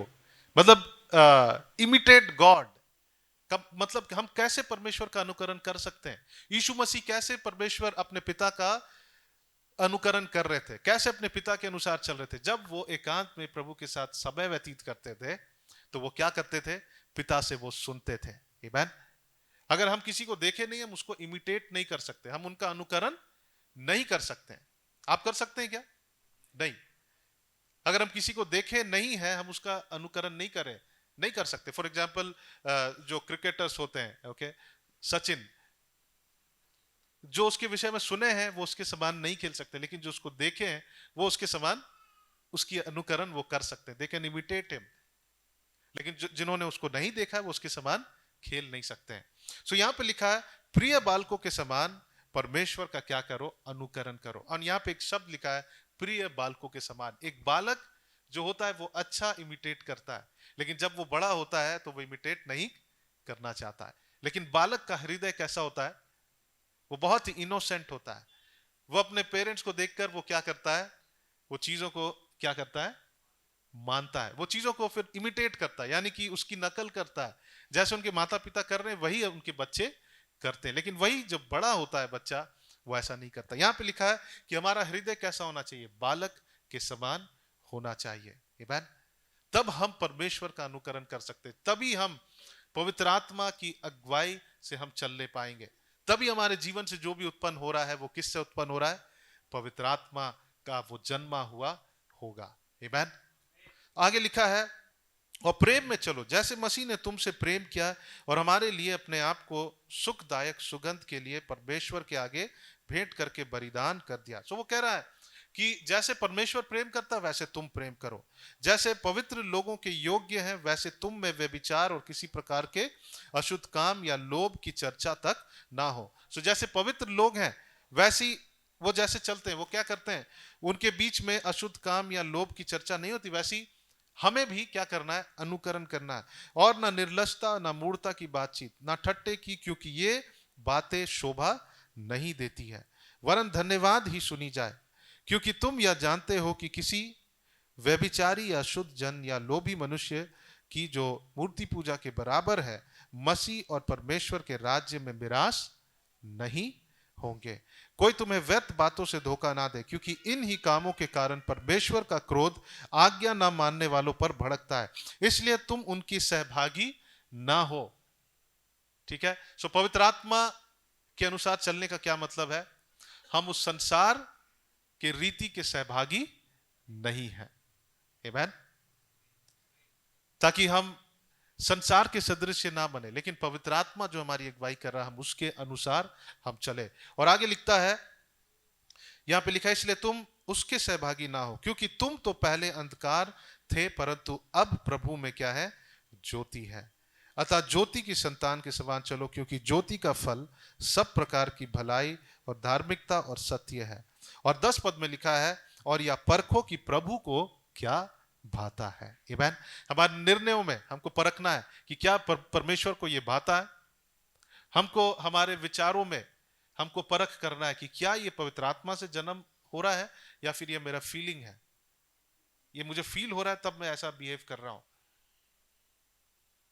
हमको निर्णय हमको इस बात को सोचना है, परखना है कि क्या हम जो सेवा करना चाह रहे हैं, मुझे बहुत आइडिया आ रहा है, मैं ऐसा करना चाहता हूं, वैसा करना चाहता हूं, क्या ये परमेश्वर से उत्पन्न हुआ है या परमेश्वर से जन्मा है या मेरा विचार है, या फिर मैं किसी को देखकर करना चाहता हूं, या फिर मुझे ऐसा लग रहा है कि मैं कर सकता हूं। क्योंकि हमने पढ़ा जो पवित्र आत्मा से नहीं जन्मा है वो टिका नहीं रहेगा, लेकिन जो पवित्र आत्मा से जन्मा है वो फल क्या रहेगा? वो बना रहेगा। हालेलुया। सो हमको क्या करना है? हमको प्रभु के साथ बैठकर हमको परखना है कि हम जो सोच रहे हैं, हम जो कर रहे हैं, जो निर्णय ले रहे हैं, हर दिन हमारे निर्णयों को प्रभु के सामने लाना है, हर दिन हमारे विचारों को प्रभु के सामने लाना है कि प्रभु मुझे ऐसा फील हो रहा है। और प्रभु बताएगा नहीं, ये तुम्हारे शरीर का अगुवाई है, ये तुम्हारे फीलिंग्स है, ये पवित्र आत्मा का अगुवाई नहीं है। और फिर हम अपने आप को करेक्ट कर सकते हैं, फिर हम अपने आप को अपने बिहेवियर को हम चेंज कर सकते हैं। और वो फिर किससे जन्मा हुआ होगा? वो पवित्र आत्मा से जन्मा हुआ होगा। आमीन। और परमेश्वर वैसा फल को चाहता है और वो फल बना रहेगा। हम किसी को अगर प्रिटेंड करते हैं, किसी के समान अगर हम बनना चाहते हैं, वो बहुत दिन तक बना हुआ नहीं रहेगा, वो फल बना नहीं रहेगा, वो खत्म हो जाएगा। आगे लिखता है, अंधकार के निष्फल कामों में सहभागी ना हो, वरन उन पर उल्हाना दो, क्योंकि उन्हें गुप्त कामों की चर्चा भी क्योंकि उनके गुप्त कामों की चर्चा भी लज्जा की बात है। पर जितने कामों पर उलाहना दिया जाता है वे सब ज्योति से प्रकट होते हैं, क्योंकि सब कुछ को प्रकट करता है वह ज्योति है। इस कारण वह कहता है, हे सोने वालों जाग और मुर्दों में से जी उठ, तो मसीह की ज्योति तुझ पर चमकेगी। इसलिए ध्यान से देखो कि कैसी चाल चलते हो, निर्बुद्धियों के समान नहीं पर बुद्धिमानों के समान अवसर को बहुमूल्य समझो, क्योंकि दिन बुरे हैं। हमें ध्यान से चलना है, अवसर को समझना है कि दिन बुरे हैं, और हमको जानना है कि परमेश्वर के आने का दिन निकट है। इस कारण निर्बुद्धि ना हो पर ध्यान से समझो कि प्रभु की इच्छा क्या है। दाखरस से मतवाले ना बनो, क्योंकि इससे लुचपन होता है, पर आत्मा से परिपूर्ण होते जाओ। अंग्रेजी में लिखा है कि being filled with the Holi spirit, यानी कि पवित्र आत्मा से परिपूर्ण होकर जीवन को क्या करना है? जीना है। उसका क्या मतलब है? जब हम जोर जोर से ताली बजाते हैं, अन्य भाषा में प्रार्थना करते हैं, वो नहीं है पवित्र आत्मा से। परिपूर्ण जीवन, पवित्र आत्मा से परिपूर्ण जीवन क्या है? जब हम पवित्र आत्मा को हम समर्पित होते हैं, ठीक है, जब हम जो पवित्र आत्मा हमारे अंदर डाल रहा है, जो हमारे अंदर विचारों को डाल रहा है, जो जब जब पवित्र आत्मा कब डालेगा? ओके, जब आप प्रभु के साथ समय व्यतीत कर रहे हैं, आपको पता होगा कि हाँ, ये परमेश्वर मुझसे बातचीत कर रहा है। कई बार आप कुछ निर्णय लेना चाहते हैं और आपको लग रहा है कि ये बहुत अच्छा फीलिंग है, मैं लेना चाहता हूं, लेकिन आप कैसे जान सकते हैं कि वो पवित्र आत्मा से उत्पन्न है या नहीं, वो पवित्र आत्मा से जन्मा है या नहीं? आप चेक करिएगा कि आप उससे पहले परमेश्वर के साथ आपका कैसा संबंध रहा है। ओके, फॉर एग्जाम्पल, किसी दिन किसी को कुछ आइडिया आया, आप कैसे जान सकते हैं कि वो पवित्र आत्मा से जन्मा है या नहीं? अगर आप 1 महीना पहले तक कुछ भी आप प्रभु के साथ समय नहीं व्यतीत किए हैं और आपको बहुत अच्छा फीलिंग आ रहा है कि ये मैं करना चाहता हूं, ये परमेश्वर मेरे मन में डाल रहा है, तो उसमें डाउट है। क्यों? क्योंकि आपने इससे कुछ दिन पहले परमेश्वर के साथ समय व्यतीत ही नहीं किया। मे भी वो परमेश्वर का विचार नहीं है। आमीन। सो यहां पे लिखा है कि इस कारण निर्बुद्धि ना हो पर ध्यान से समझो। जब हम प्रभु के सम्मुख आते हैं, जब हम एकांत में आते हैं, तो परमेश्वर हमसे बात करता है। जब हम वचन को पढ़ते हैं, वहां पे लिखा है निर्मल एक नए जन्मे बच्चों के समान उस निर्मल दूध की क्या कर? लालसा कर। आमीन। और जब हम यीशु के करीब आते हैं, वहां लिखा है कि तुम उसके जब करीब आए तो तुम उस आत्मिक घर, यानी कि यीशु मसीह जो आत्मिक पत्थर है, उसके समान तुम भी आत्मिक घर बनते जाते हो। आमीन। आपको पता है, अगर हमको हमारे जीवन में जो भी हो रहा है वो अगर आत्मा से जन्मना है तो हमको आत्मिक होना पड़ेगा। बाइबल में लिखा है कि एक शारीरिक व्यक्ति आत्मिक बातों को रिसीव नहीं कर सकता है। अगर हम प्रभु के साथ समय नहीं व्यतीत कर रहे हैं तो हम आत्मिक घर नहीं बन रहे, एंड पवित्र आत्मा उस समय हमसे बात नहीं कर रहा होता, हम उस रिसीव करने के लायक नहीं होते। हम उस वचन को पढ़ेंगे, पहला कुरिन्थियों को खोलेंगे, 1 कुरिन्थियंस एंड उसका 2 अध्याय को खोलेंगे। पहला कुरिन्थियों उसका 2 अध्याय,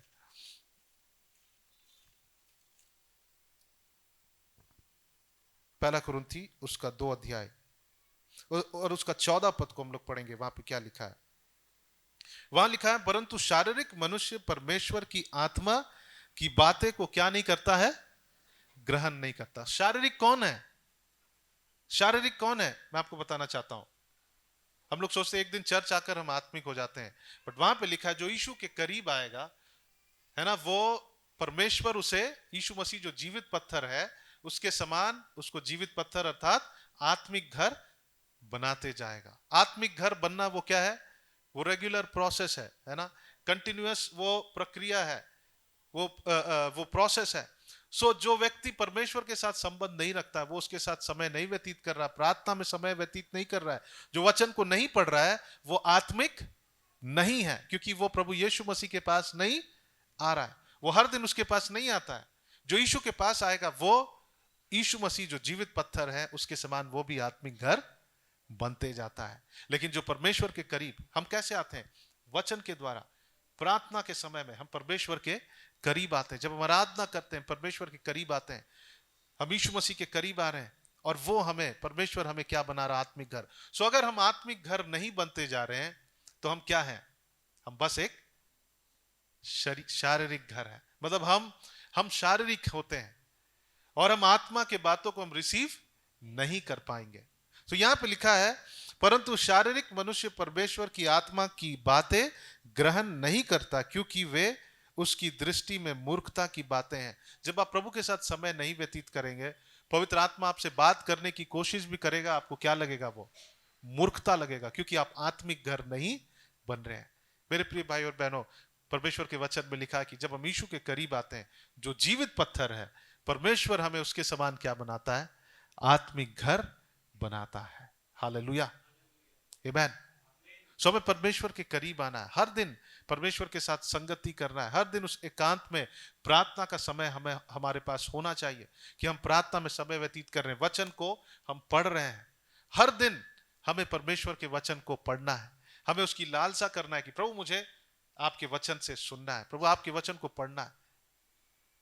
परमेश्वर ने नामधारी मसीहों को अपने पास नहीं बुलाया कि हम नाम के लिए किसी अच्छे चर्च में जाते हैं, कई बड़े चर्च में जाते हैं तो हमारा नाम है, वहां से रिलेटेड है हम। नहीं, परमेश्वर चाहता कि हमारा व्यक्तिगत संबंध हो। और प्रभु चाहता है कि हमारे जीवन से जो भी उत्पन्न हो रहा है वो किससे उत्पन्न हो? पवित्र आत्मा से उत्पन्न हो। हालेलुया। आइए, क्या हम इसे अपने जीवन का हम एक मैंडेट बना सकते हैं कि जो भी हमारे जीवन से उत्पन्न होगा वो पवित्र आत्मा का फल होना चाहिए, राइट? है ना? परमेश्वर कहते हैं, हम लोग पिछले हफ्ता हम लोग वचन में देख रहे थे कि वहां पे एक सवाल है कि क्या मैंने जो पवित्र आत्मा दिया उसका फल डा है? सो प्रभु एक्सपेक्ट कर रहे हैं कि जो आत्मा को उन्होंने हमारे अंदर दिया, जो पवित्र आत्मा को उन्होंने दिया है, क्या उसका फल डा होना चाहिए? नहीं, प्रभु चाहता है कि उसका फल, जो आत्मा है, हमारे जीवन से जो भी उत्पन्न हो रहा है वो आत्मा का फल होना चाहिए। हालेलुया, आमीन। और ये कैसे होगा? जब हम प्रभु के साथ संगति करेंगे, जब हम वचन पढ़ेंगे, जब हम हर दिन प्रार्थना करेंगे, हमारे जीवन से कौन सा फल उत्पन्न होगा? हमारे जीवन से जो भी होगा, हमारा जीवन पवित्र आत्मा का जन्मा हुआ होगा। हालेलुया।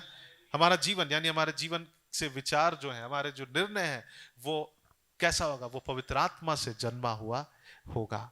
और जो पवित्र आत्मा से जन्मा है वो क्या है? वो अटल है, वो टिका रहेगा। हमारी सेवा अगर पवित्र आत्मा से जन्मा है वो क्या रहेगा? वो बना रहेगा। अगर लोग पवित्र आत्मा के अगुवाई से चलते हैं तो वो कभी भी तितर बितर नहीं होंगे, वो क्या रहेंगे? स्थिर रहेंगे। हालेलुया, हालेलुया, आमीन। वो लोग कैसे रहेंगे? वो स्थिर रहेंगे। जो लोग स्थिर नहीं है वो कैसे हैं? वो पवित्र आत्मा की अगुवाई से नहीं चलते हैं। वो देखते हैं कि हाँ वहां अच्छा है, हम वहां जाएंगे। वो देखते हैं इधर अच्छा है, वो इधर जाएंगे। लेकिन जो पवित्र आत्मा की अगुवाई से चलते हैं उनका जीवन से फल कैसा रहेगा? वो स्थिर रहेगा। हालेलुया। और परमेश्वर कैसा फल चाहता है? यूहन्ना उसका 15 अध्याय और उसका यूहन्ना 15 अध्याय और उसका 15 अध्याय को खोलेंगे और उसका यूहन्ना 15 अध्याय और उसका 16 पद में लिखा है, तुमने मुझे नहीं चुना परंतु मैंने तुम्हें चुना है। हमने परमेश्वर को नहीं चुना है। हम प्रभु को चुने नहीं कि प्रभु हाँ बहुत सारे परमेश्वर मैं आपको चुनता हूं। परमेश्वर ने हमें चुना है, आमीन। उसने हमें चुना है और लिखा है कि और तुम्हें नियुक्त किया गया। ही हैज अपॉइंटेड अस। आपको पता है हमारे पास कोई वो नहीं है, चॉइस नहीं है। परमेश्वर ने हमें नियुक्त कर दिया है। ही हैज अपॉइंटेड अस। हमें नियुक्त किया गया है क्या करने के लिए? कि तुम जाकर फल लाओ। और वो कैसा फल? और ऐसा फल जो तुम्हारा, ऐसा फल जो बना रहे, आमीन। ऐसा फल जो बना रहे, ऐसा फल जो बना रहे, आमीन। जो आत्मा से उत्पन्न हुआ है वो फल बना रहेगा, लेकिन जो शरीर से उत्पन्न हुआ फल बना नहीं रहेगा, आमीन। सो आइए, हम लोग जो भी करते हैं, जो भी विचार कर रहे हैं, वो पवित्र आत्मा से जन्मना चाहिए। हमने थियूदास के विषय में देखा कि वो सोचा कि मैं कुछ कर सकता हूं, मैं कुछ हूं, मैं भी कुछ हूं, मैं कर सकता हूं। ऐसे ऐसे बहुत लोगों को विचार आएगा। ऐसे इस कलीसिया में भी बहुत लोग थे जिनको विचार आया कि मैं कुछ हूं, मैं कुछ कर सकता हूं। उन्होंने डायरेक्टली बोला आकर कि आप क्या कर रहे हैं? मैं कुछ हूं, मैं कुछ कर सकता हूं। फिर उनके काम जो है वो खत्म हो गए। सो आइए, हम जो भी करते हैं, केवल सेवा नहीं, सेवकाई हो, चाहे हमारा विचार हो, चाहे हमारा निर्णय हो, हमारे भावनाएं हैं, हमारे फीलिंग्स है, लोगों के साथ हम कैसे बिहेव कर रहे हैं, वो किससे उत्पन्न होना चाहिए? वो पवित्र आत्मा से जन्मना चाहिए। Hallelujah, hallelujah. और वो फल जो है वो बना रहेगा, आमीन। सो कुरिन्थियों की पत्री में जब हम पढ़ रहे थे, वहां पे हम देखते हैं कि शारीरिक व्यक्ति जो है वो आत्मिक बातों को, यानी अगर हम शारीरिक हैं सो हमारे जीवन से जो हो रहा है वो पवित्र आत्मा से नहीं जन्म रहा है। ओके, शारीरिक कौन है? संसारिक कौन है? जो प्रभु के करीब नहीं आते हैं। हम लोग पहले पत्रस 2 अध्याय में पढ़ा, जो यीशु के करीब आते हैं वो उसके समान जीवित पत्थर बनते जाते हैं, आत्मिक घर बनते जाते हैं। आत्मिक घर का मतलब क्या है? जहां परमेश्वर का आत्मा निवास करता है, आमीन, हालेलुया। आत्मिक घर वो है जहां परमेश्वर का आत्मा निवास करता है। और अगर हमारे अंदर परमेश्वर का आत्मा निवास करेगा, अगर हम कब करेगा? जब हम यीशु के करीब आएंगे, जब परमेश्वर के साथ संबंध रखेंगे, पवित्र आत्मा हमारे अंदर निवास करेगा और वो पवित्र आत्मा हमारी आत्मा को क्या करेगा? वो अगुवाई करेगा। और जब हम उस कार्य को करेंगे तो वो जो कार्य होगा, वो जो भी हमारे जीवन से उत्पन्न हो रहा है, वो कैसा होगा? वो अटल होगा। हालेलुया। उसे कोई हिला नहीं पाएगा। आमीन। हम लोगों को हर दिन कुछ ना कुछ निर्णय लेना होता है। हमको प्रभु के पास जाना है, हमको प्रार्थना करना है, वचन को पढ़ना है। परमेश्वर जब अगुवाई करेगा और उस अगुवाई के अनुसार जो हम निर्णय लेंगे वो क्या रहेगा? वो टिका रहेगा, वो नष्ट नहीं होगा। हालेलुया। आमीन।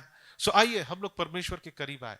मत्ती 6 अध्याय को हम याद रखें कि हम परमेश्वर के करीब आए, ठीक है, जहां पे हमसे कोई एक ऐसा समय होना चाहिए जहां हमसे कोई बात नहीं कर रहा है, लेकिन हम केवल परमेश्वर से सुन रहे हैं। अगर कोई है, डिस्टर्बेंस है, तो क्या होगा? हम मिलावट के साथ सुनेंगे। हम उस स्थान पर आए, हम निर्मल एक नए जन्मे बच्चों के समान उसके वचन की क्या करें? हम लालसा करें। परमेश्वर की वचन की हम लालसा का मतलब होता है कि डिजायर करें। मतलब मेरे अंदर कुछ है जो हम पढ़ना चाहते हैं, वचन को हम नहीं पढ़ रहे हैं तो मुझे अशांति फील हो रहा है। तरसना, ठीक है। क्या हम परमेश्वर के वचन के लिए तरसते हैं? क्या हम उसके साथ संगति करने के लिए तरसते हैं? वो तरस अगर नहीं है, यानी हमारे अंदर कुछ कमी है, कुछ डेफिशिएंसी है। हो सकता है हम परमेश्वर के वाचा को तोड़ दिए और वो हमें भक्तिहीन कर दिया, इतना भक्तिहीन कर दिया कि मुझे परमेश्वर के पास आने का इच्छा ही नहीं है। हम प्रभु के करीब जाए, प्रभु से कहे, प्रभु मुझे ठीक कर, ताकि मैं मेरे अंदर आपके वचन के लिए क्या हो? लालसा हो। हालेलुया। आमीन। हम यीशु के करीब आए तब हम आत्मिक घर बनते जाएंगे। और जब हम आत्मिक हैं तभी हम आत्मा की बातों को हम क्या करने पाएंगे? रिसीव करने पाएंगे। हालेलुया। आमीन। और जो आत्मा से जन्मा है वो कैसा है? उसे कोई हिला नहीं सकता। आमीन। जो आत्मा से जन्मा है वो फलवंत होता, वो फल बना रहेगा। आमीन। आइए हम अपने अपने आंखों को बंद करें और इस वक्त हम लोग परमेश्वर के साथ एक समर्पण करें कि प्रभु आज से हम यहाँ से निकलने के बाद हम जो बातें करेंगे, जो विचार रखेंगे, जो भी भावनाओं को आने देंगे, परमेश्वर वो शरीर नहीं लेकिन आत्मा से जन्मा हुआ होना चाहिए। हो सकता है हम में से बहुत लोग आज क्रोधित आए होंगे, हो सकता है हम में से बहुत लोग लड़के आए होंगे, हो सकता है हम में से बहुत लोग उस कड़वाहट को लेकर आए होंगे, हो सकता है हम में से बहुत लोग कंप्लेनिंग हार्ट के साथ आए होंगे, लेकिन प्रभु चाहता है कि हम कंप्लेन ना करें, लेकिन प्रभु चाहता है कि हम धन्यवाद दें। धन्यवाद जो है वो पवित्र आत्मा से जन्मता है। हालेलुया। आमीन। आइए, जो प्रभु चाहता है हम उसे जन्मने दे। जब वो जन्मता है तो वो अटल रहता है। हालेलुया। Thank you Jesus. आइए हम अपने अपने स्थानों में खड़े हो जाएंगे। हम लोग थोड़ी देर हम लोग प्रभु से कहे, प्रभु को हम इनवाइट करेंगे, पवित्र आत्मा को अपने जीवन में हम, पवित्र आत्मा ऑलरेडी है हमारे अंदर। यीशु मसीह को जब हमने जीवन दिया, पवित्र आत्मा हमारे अंदर है, लेकिन कई बार जब हम प्रभु को हम रिजेक्ट करते हैं तो हम पवित्र आत्मा को सुन नहीं पाते हैं, हम पवित्र आत्मा की बातों को रिसीव नहीं कर पाते हैं। इसलिए आइए हम फिर से प्रभु से कहें, हे पवित्र आत्मा हम आपको स्वागत करते हैं। Yes Lord, we welcome you Holy Spirit. प्रभु हम आपको अपने जीवन में फिर से हम स्वागत करते हैं। प्रभु तू हमसे बातचीत कर। हालेलुया। Thank you Jesus. मैं चाहूंगा कि वर्शिप टीम स्टेज पर आ जाएंगे। हम लोग थोड़ी देर हम लोग आराधना करें और हो सकता है कि हम शरीर के अनुसार चल रहे हैं, लेकिन प्रभु से कहे कि पवित्र प्रभु मेरे जीवन से जो भी उत्पन्न होगा, इस दरवाजे से निकलने के बाद जो भी भावनाएं हैं, जो भी निर्णय है, जो भी बातें हैं, जो भी सेवकाई है, वो पवित्र आत्मा से जन्मा हुआ होना चाहिए। Thank you Jesus. Yes Lord. प्रभु हमें क्षमा कर अगर हम शरीर के अनुसार चले। Yes Jesus. प्रभु चाहता है, उन्होंने हमें नियुक्त किया है कि हम जाए और ऐसा फल लाए जो बना रहता है। Thank you Jesus. हालेलुया।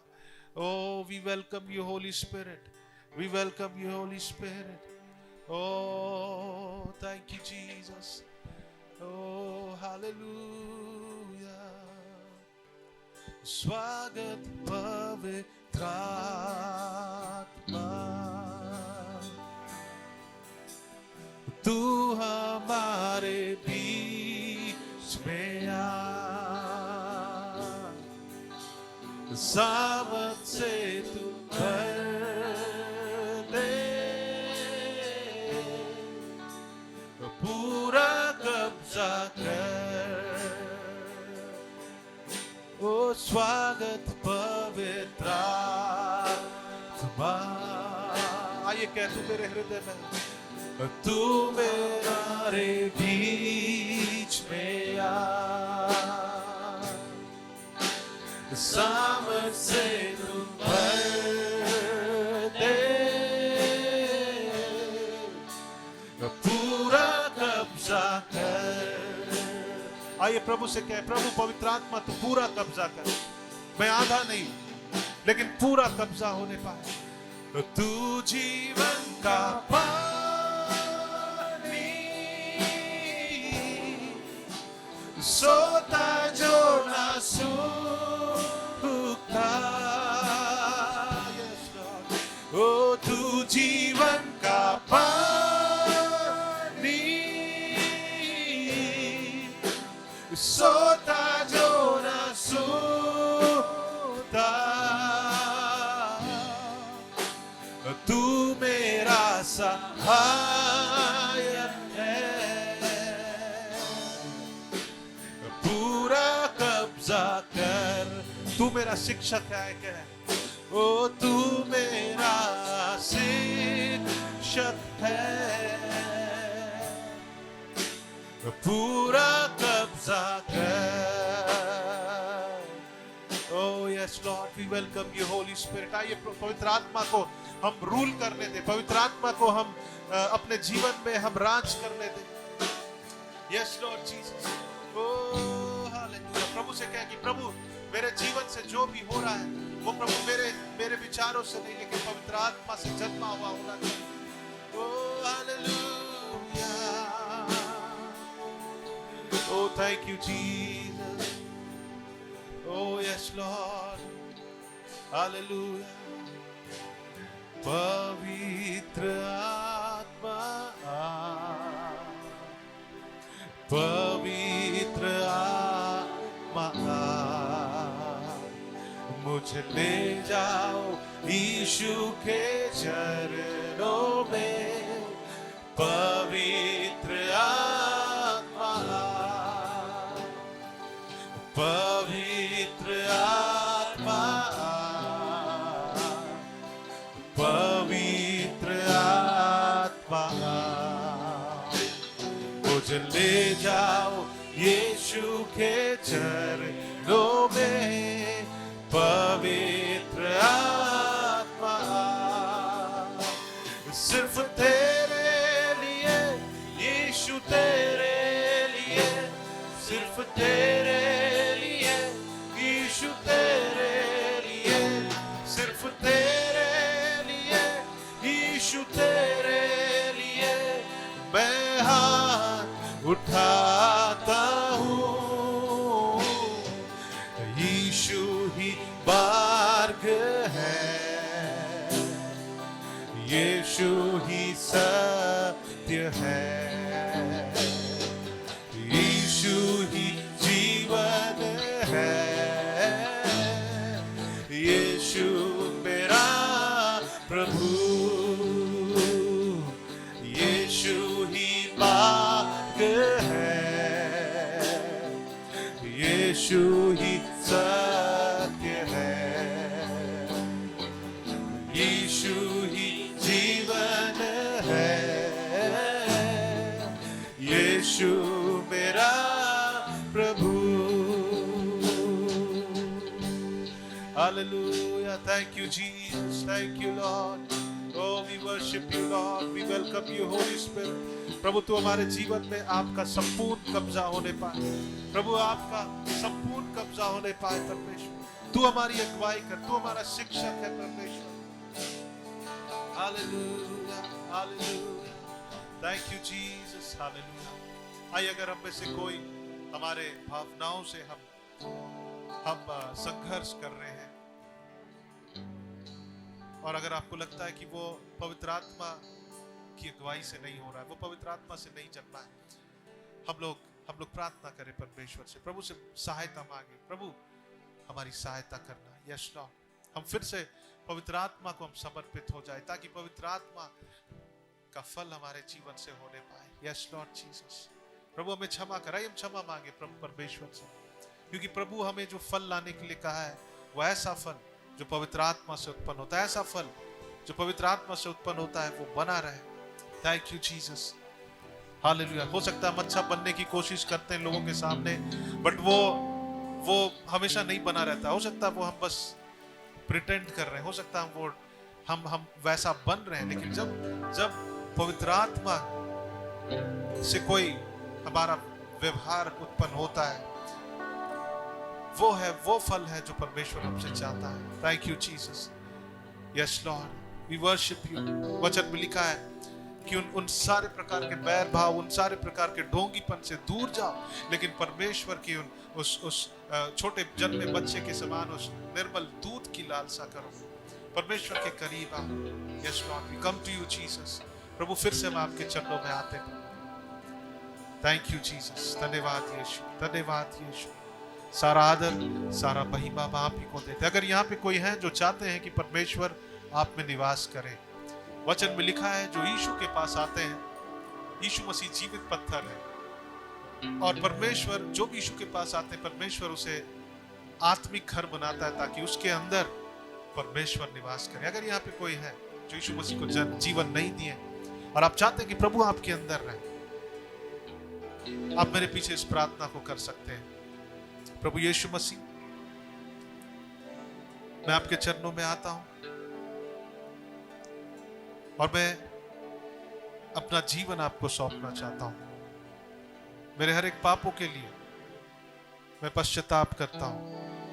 मैं ये विश्वास करता हूं कि यीशु मसीह आप मेरे पापों के लिए, मेरे उद्धार के लिए आप मारे गए, गाड़े गए और तीसरे दिन आप जी उठे। मैं ये विश्वास करता हूं कि आप जीवित परमेश्वर हैं। आमीन।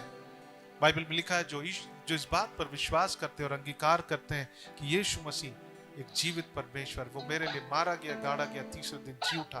बाइबल में लिखा है कि परमेश्वर उसे उद्धार देता है। हालेलुया। और आज से अगर आपने अपने जीवन को यीशु मसीह को दिया है, आज से परमेश्वर आपके अंदर निवास करते हैं। आमीन, हालेलुया। प्रभु आपसे बात करेगा, आपकी अगुवाई करेगा, परमेश्वर आपको बल देगा। बाइबल में लिखा है कि जब परमेश्वर, जो परमेश्वर से जन्मे हैं, परमेश्वर उन्हें सारी बातों में उसे जयवंत से भी बढ़कर बनाता है। आमीन, आमीन।